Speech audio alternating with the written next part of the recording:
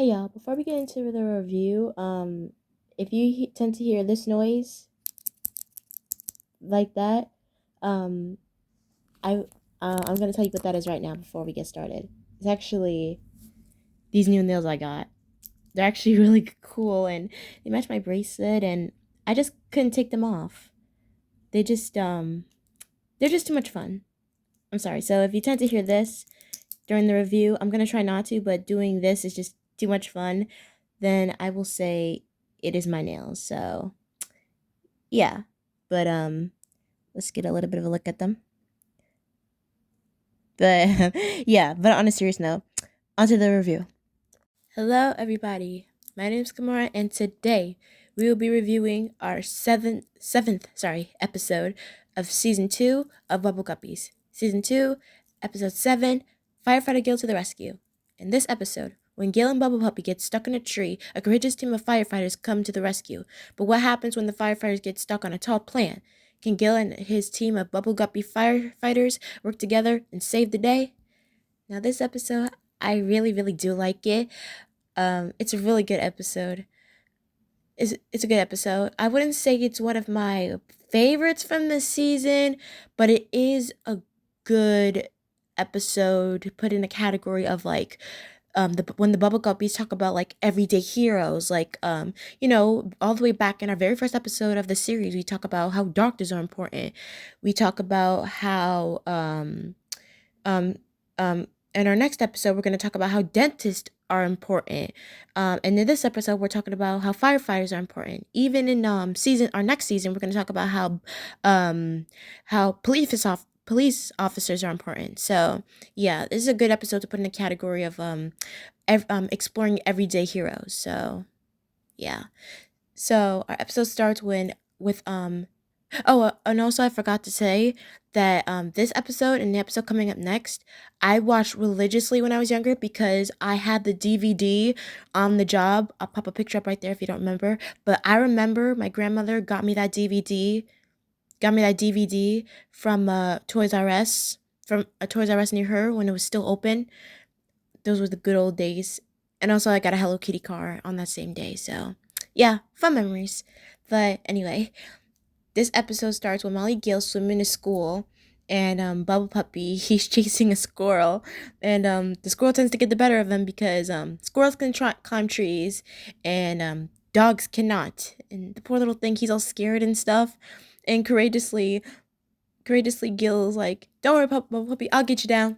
And then I love the music in the background; it's so heroic, and so. I feel like the music in the background when Gil's climbing up the tree explains his character to a T. Like, courageous, but also silly, because like a silly little trumpet in the background. I like that. I like that very much. And then turns out Gil's not very Gil's not really the best with heights either, because when he tends to look down at Molly, he tends to get scared himself. And it's pretty scary. He says, "I'm stuck too." And thankfully the firefighters come and save Bubble Puppy and Gil, and their whole sequence was so cool. I loved it so much. It was awesome. And they have like that little thing that's attached to the fire ladders when somebody's trying to get somebody down. I always called it a basket, but I know that's not the actual term. I don't know what it's called. I don't know. If I find out what it's called, I'll pop up the definition right here. But when Gil and Bubble Puppy get rescued, um, tell me why we see the sweetest thing ever. Molly and Gil hugging each other. Just, is that not the cutest thing ever? That is so sweet. That is so sweet, bro. That is, look, I can't even, I have to let the picture do the talking. Look at this. Look at this. Is not that the cutest thing you ever seen? It's just adorable. It's just so cute. Ah! When I watched that scene as a kid, I kept on playing it because it's so sweet. And I'm a person who loves hugs, so maybe that's just the hug monster inside of me. But yeah, they thank them for rescuing them, and and I love the saying in the episode, just doing our job. And I'm I'm very happy. And then they have to leave because they have another emergency. And Gil and Bubble Puppy are so mesmerized about what just happened, and it's that I would be too, I would be too. After all that excitement, I would be very surprised too. And then And Gil's mocking the fire engine on the way to school. It's just so cute. When we get to the school, they tell them about their experience, about them being rescued up a tall tree. And it's just, and it's really, really, I'm surprised Mr. Grouper didn't question, like, I mean, no, not throwing any shade to him, but like, if your students got in that situation, also your class pet got in that situation, wouldn't you be like over the moon, panicking, having a heart attack? You know? But I mean, to be fair, if Mr. Grouper was there when all of that happened, he would have called the fire department. The fire department came themselves, so yeah, no shade to Mr. Grouper. I'm just saying, you know? I'm just saying. And when I was a kid, I looked past it, but yeah. So then we have our question segment, and it explains that what do firefighters need to save the day? Like they need a ladder, they have a hose, stuff like that. And then we have our pop song, "Look for the Fire Truck." And this song was a bop back in the day. It's not so much of a bop now for me. I don't know why, but it's just really good. And I'm gonna tell you right here, season 2 really has Gil's singing. Season 2 and 3, Gil's singing voice actress, he really shines. He really does shine. He does go through puberty in season 3, but he's still 8. He's still 8, okay? He's still 8. He ate. He ate. He ate. He ate. Like, I love belting the part like, um, it's just another day for the squad. We're just doing our job. And there's also an animation error in the song where the part when they're like, "Hey, it's no prob. It's just another day for the squad." In one shot, Nani's wearing his fire coat, and then the next shot he doesn't have it anymore. It's just a little animation error. I don't know why. It's okay. I saw somewhere on the internet is talk about Nani disrespect. He doesn't have a coat. He doesn't have a firefighter coat. Like, what is this? I don't remember where I saw that from, but I saw it somewhere. I don't know if it was on the fandom. It might have been. I don't know. I can't remember where I saw that comment from, but something about Nani disrespect. But no, I'm just gonna look past it as an animation error. Okay? Simple as that. So then after the pop song, we have our shop segment, and Gil's trying to win a fire hat. And of course we have our shopkeeper Dima, and he has to play a game. It's like one of those games like at the carnival where you have to squirt water in the target to win yourself a prize. Yeah, I love those games. I feel like I won like two like 5 out of 10 of them in my life, and got like a very small prize. Very small prize.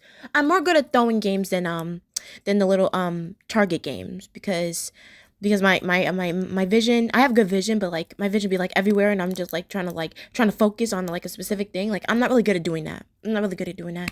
So yeah. And I like how this episode teaches you about height. Like certain things need to be taller, certain things need to be shorter to get to certain places, which I like that, you know. And I love how they use that with fire ladders, which is really clever. And after Gil wins the game, he wins himself his very own genuine firefighter helmet. And I'm gonna have a theory of that firefighter helmet. Uh, I'm just gonna say now. I'm pretty sure that's the same firefighter helmet that he has during when they're playing inside during playtime, and during the firefighter rescue later on in the episode. That's just my theory. But anyway, when we have our lunch joke, and that's Nani got a hamburger and emergent cheese. I swear this season really has a lot of jokes centered around cheeseburgers, burgers in general. I don't lie, but as somebody who loves hamburgers and cheeseburgers, I don't mind. I mean, I need a double cheeseburger and hold the lettuce. I don't like lettuce and tomatoes on my cheeseburgers. I know. Put your pitchforks down. I'm sorry. But anyway, we have our Molly and Gil segment, and we have Gil trying to use a fire hose, and Molly says to be careful with that because it's pretty powerful. And then apparently he doesn't take his words to heart. Mostly always. Not saying Gil hates Molly, but he just wants to go by the flow of his own drum. Just saying. But he tries to he has water squirting everywhere. Him like going all over the place. It's just poor Gil. Oh man. Like, but in all serious cases, like I will say certain water, depending how it shoots out at you, it can hurt. Like think about like a giant wave in the ocean, like when it crashes down. People say that can hurt. So imagine a fire hose at you. Imagine a powerful fire hose at you to the stomach. This ain't your normal garden hose. This ain't my grandmother's garden hose. I know that thing hurts. Not saying I've dealt with that before, but like, geez, the way the thing squirts out, it's pretty powerful. Pretty powerful. Like those things can fill up a community pool. But anyway, we have we have our I feel I promise you this little play segment here has to be one of the cutest ones in the season. We have Dima and she has like a little dragon puppet. It's just so cute. And Molly and Bubble Puppy are screaming, running away from her. And then Gobi built herself a little bit of a house with blocks. And then she goes into the house with Gobi and says, "Look out, Gobi! It's a fire breathing dragon." And then he holds up these little papers while Demon's pretending to blow fire on his house. And he's like, "Oh no, my house is on fire. Call the fire department." And then we have Mr. Grouper as the fire truck. And we have Gil as the chief firefighter. And we have Una and Nani as his team. It's just so cute. It's just so cute and adorable. And we have them using a jump rope as a hose. And the sound Dima makes when she's being squirted away by the water is just, it's too adorable. And then and then Gobi thanks Gil and his team for doing their job. It's just so cute. And then we have our outside segment um where we have Dima,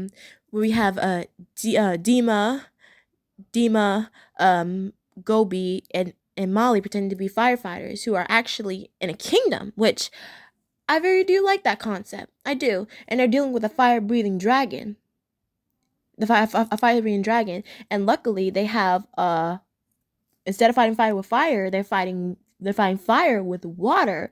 With this dragon who's a water dragon, and her name is Hydrangea, which is so cute. I love that name. And apparently Hydrangea will only work and will only squirt out a certain amount of water if her tank is full to a certain amount, and it has to be all the way full so that they can do their job. And then as the story goes, she's blowing out the she's taking out the fires with her water, which she's just so cute. I love this concept a lot. I do. As somebody who was scared of dragons, and talk about scared of dragons, we'll get to my favorite character being scared of dragons later on in the season. This story kind of made me come out of my shell, showing that hey, some dragons can be nice. Some dragons can be nice, you know? They can be nice. And before we get to the end of the story, the dragon, he isn't actually bad at all. When Dima's like, "Hey, you, no more blowing fire on stuff," and then he's like, "I can't help it," and he said, "My lunch was too spicy," and then it turns out he had nachos with extra hot sauce. And Dima's little muy caliente. And he was so close to blowing fire on Molly and Gobi. They had their heads down. Thank God they ducked. Like Jesus Christ. And it turns out that they'll be happy to help him get some water in his throat. Get some water in his body to help him cleanse out all of that spicy stuff. And they gave him as much water.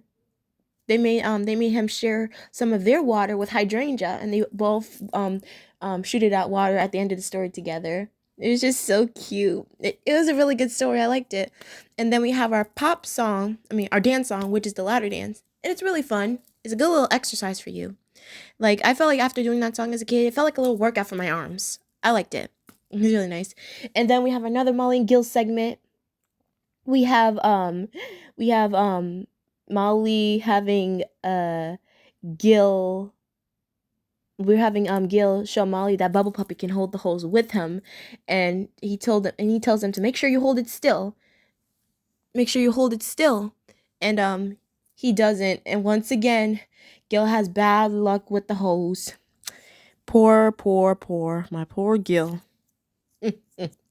My poor Gil. Oh man. And then we have our field trip segment, which I don't know if this was planned. I'm a bit confused. I mean, obviously they plan their field trips, but this field trip, I I don't want to say it's staged, nor do I want to say it was planned because nobody can plan out an emergency, or like I mean, people can plan out fake emergencies, which aren't even funny. But I a little debate. Tell me in the comments. Do you think this field trip, if you can even call it a field trip, was staged, or was it staged, or was it did it actually happen? The bubble guppies just tend to be here at the right place at the right time to save them. I don't really know, but it's like a whole news it's like a whole news reporter thing. Not Dima's our news reporter. Gobi's in a I mean sorry, Nani's in a helicopter. It's just a whole thing, and it turns out, and basically long story short, Dottie the police officer sorry, the firefighter's dog Dalmatian, so cute. This was my Marshall. This was my Marshall before I even saw Marshall. If you know, you know.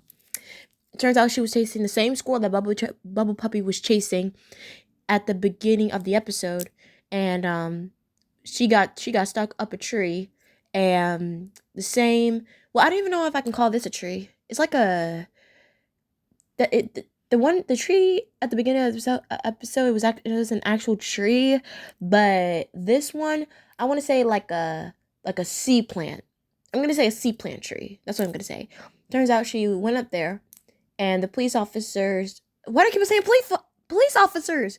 Oh goodness, the firefighters try to um get her down, but it turns out their ladder broke, and now they're all stuck up there. Which I don't know, how can a ladder break? Can that actually happen? I don't know. I don't know. Can that actually happen? That's kind of scary. I heard people accidentally losing their grip on actual ladders, but an actual ladder breaking? That's scary, especially up that high. Goodness me. And luckily, Firefighter Gil and his team, including Mr. Grouper, are there to help, and they're gonna have they know what to do.